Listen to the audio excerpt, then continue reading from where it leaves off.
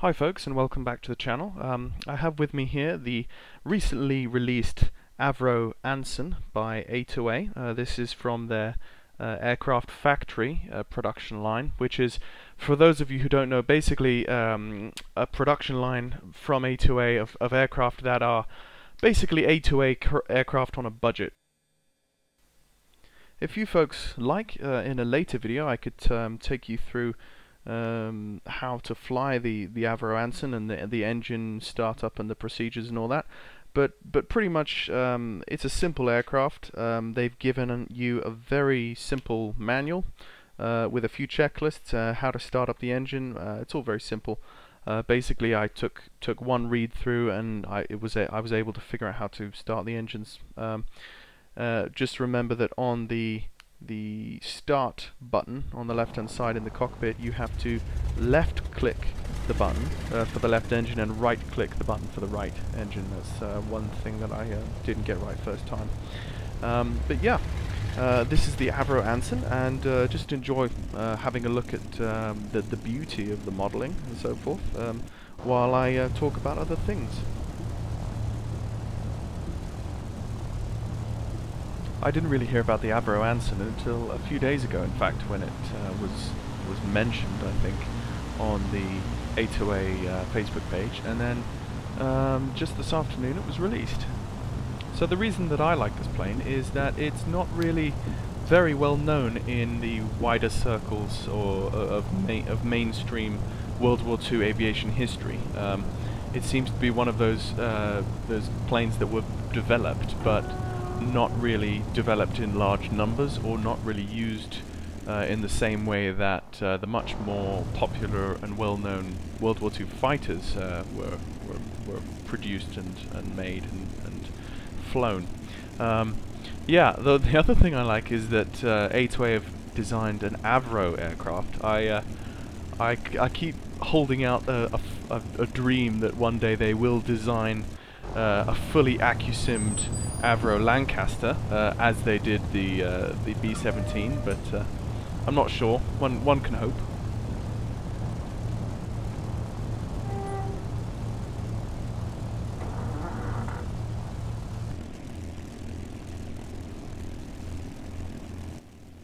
Okay folks, so the reason for this video is to show the Avro Anson, but it's also to do just a brief channel update. I wanted to have just a very quick chat about where I saw the channel going in the future, and what the kind of videos that I want to be producing. Just to stop right there for a moment and say thank you everyone for subscribing.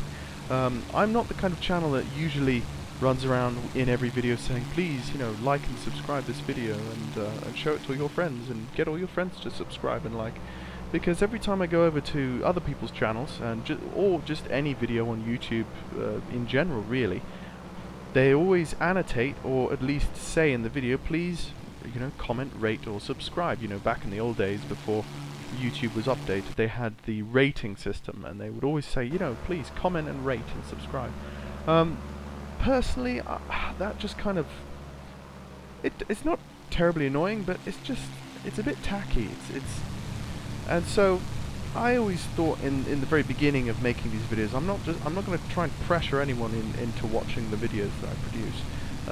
I produce the videos mainly for my own enjoyment, as I'm learning these navigation and aviation stuff using this simulator, and the tools that it can provide.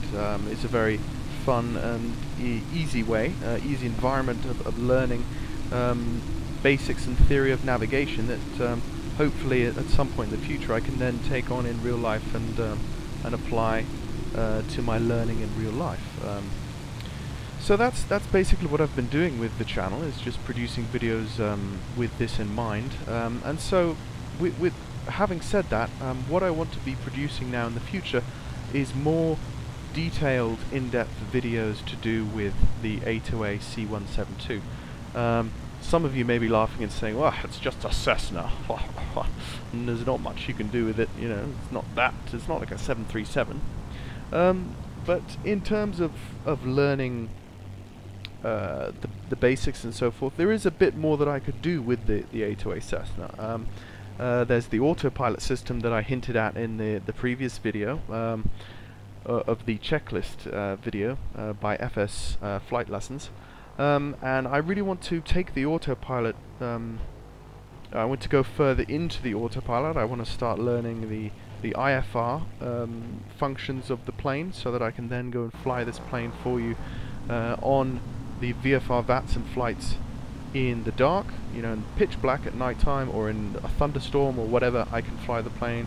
I can do, you know, a proper approach to a runway using the approach check, the approach function on the autopilot system, all that kind of thing. I want to basically learn how to fly this in all weathers, or as many as I can, you know, as would be safe in real life. VFR and IFR. So that's where I'm going to. And you folks, don't be afraid if you want me to cover something in greater detail than I have, or if you want me to go back and revisit a certain thing, if you think that I could do more in certain areas, then definitely please just send me some text on the video, on the comments below, or send me a personal comment on YouTube or something, just asking, because the more people that ask, the more informed my videos will become.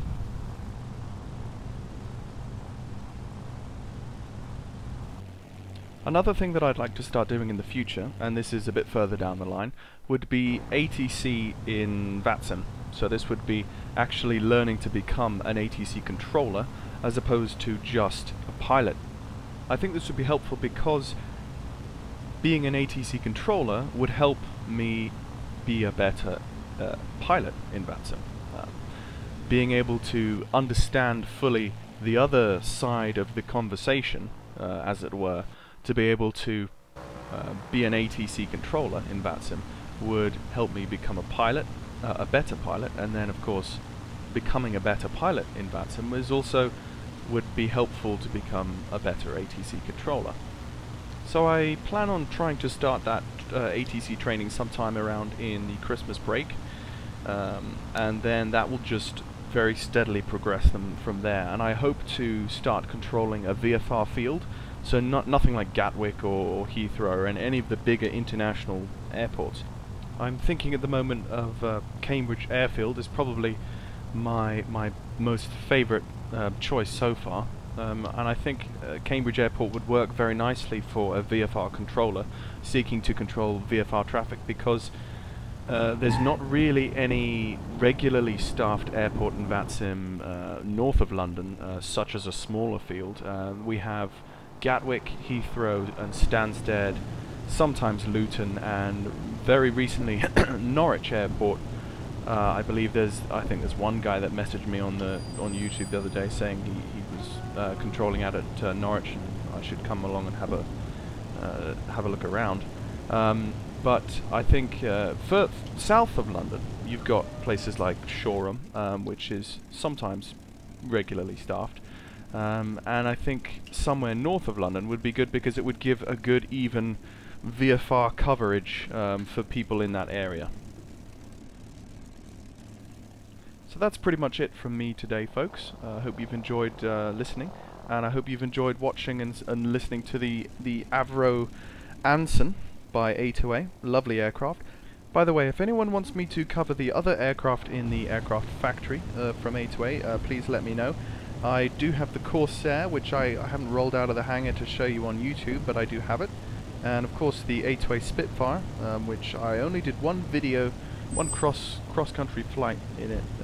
But one of the cool things I'd like to do in the future would be to take these aircraft on VATSIM and see how you could navigate in the VATSIM world with a traditional World War II warbird. So if that interests you, again, shout me out on the comments below, and I'll just leave you now to watch the end of this landing and taxi, and hope you guys have a good day.